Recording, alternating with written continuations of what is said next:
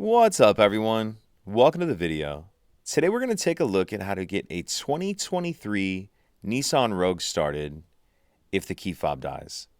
At the end of the video, we'll also take a look at how to turn the Nissan Rogue off with the dead key fob, as it's just slightly different than normal. So I've taken the battery out of this key fob to demonstrate. As you can see, none of the buttons are working. If I try to start the Rogue as I normally would, it's not going to start, and I'm going to get a message saying place the key near the start switch. So what I'm going to do is take my key fob and just touch it to the stop-start button. Then you'll hear a beep, and the message on the dash will change to this.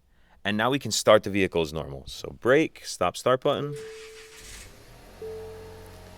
So now the vehicle's started, and you'll be ready to drive as normal. In order to turn the Rogue off, if we just press the stop-start button once like we normally would,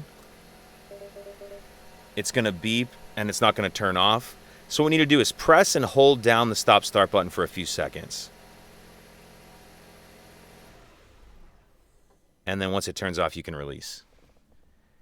If you have any questions, please let me know. If you could take a second to like and subscribe, it helps us out, and I'd appreciate it.